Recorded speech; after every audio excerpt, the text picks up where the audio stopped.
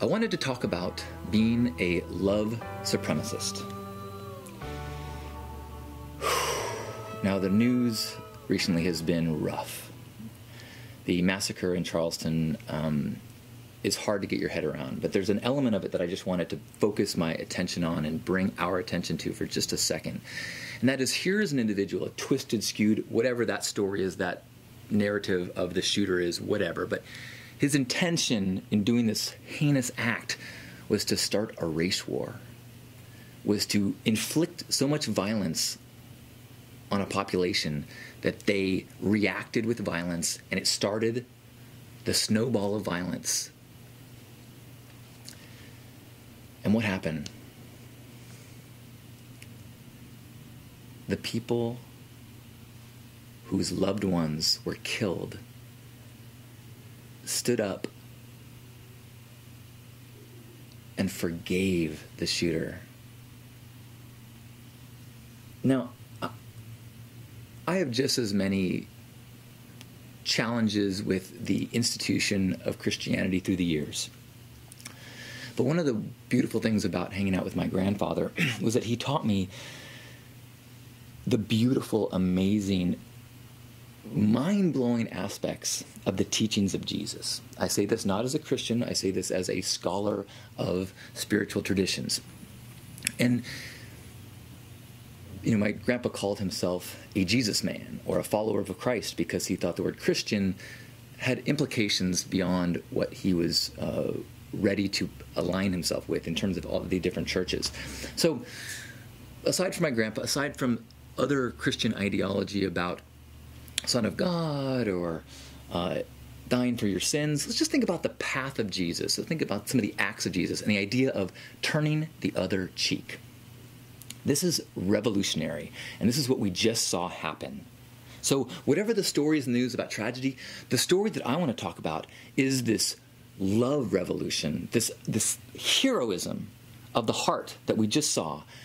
This is a quote from the representative of the families, said, talking about the 70-year-old grandmother who died. "I will never talk to her ever again. I will never be able to hold her again. But I forgive you." This is saying to in court to the shooter. "But I forgive you and have mercy on your soul. You hurt me. You hurt a lot of people, but I forgive you."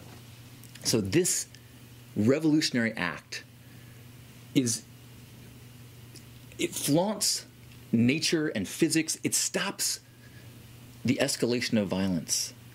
It is so beautiful and amazing because the cycle of violence happens through the ages. You attack me, you pummel me into submission, eventually I get strong enough and I fight back. I mean, that is the cycle that happens through the ages, is, you know, whether it's between families, between tribes, between countries, between neighborhoods. And it takes the revolutionary act of forgiveness, of meeting fear and hatred with love, to diffuse it, to change the equation of the whole tension of the entire planet. And I think we just saw that publicly happen. And I just am so appreciative and so in awe and so much admiration for these vehicles of loving acts in the world. You know, it's ironic that the person who is judging a whole skin color of people was then inspired those people to act in a way that showed them to be supreme, showed them to be acting in a way that is more evolved. These people are the love supremacists. I am a love supremacist. I believe that those people who can embrace forgiveness, that can feel the pain and the suffering, and instead of lashing out, can come back to a place of love and forgiveness. Those, if there is a supreme race in the world, it is whoever can lead us on that path. So much love and appreciation to the love warriors out there, especially those grieving and thriving in Charleston.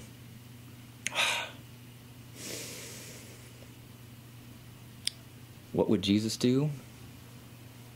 I hope all the politicians running right now, holding a Bible under their arm, pay attention to the way you change the world, the way you start a revolution of the heart.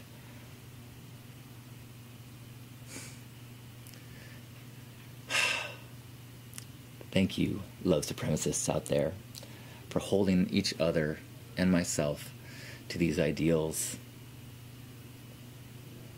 May we all make the world a better place. I love you. All right. Now we are going to have ourselves a hug. So wherever you are, grab yourselves by the shoulders. And take a moment to be grateful for this body. And in this specific hug, let's be aware of all the people in the world right now who are filled up with frustration and rage, who feel like they're different or separate. As I look at the comments in articles across the web, I am shocked at the fear and ignorance and anger and hatred. And as I read it over, I try to imagine that what I'm seeing is the dirty surfaces, the film on top of the bulb of each of these people that's obscuring the light inside them, but deep down inside they are pure and beautiful and have the capacity of love, and for whatever reason their experiences, their socialization has created this film so that what shines through is not that pure love but a distortion. And so acknowledging that we have our films too, we have our distortions, we have our skewed perspectives, and we'll forgive ourselves for our perspectives and our occasional judgments. And let's forgive everyone who falls into that trap. Seeing them, seeing each other, seeing ourselves in this moment as that light that shines through beautifully and purely. Let's take 3 breaths together, just being that pure light, free from our definitions and labels and differences, just beams of light covering the planet. 3 breaths in through the nose.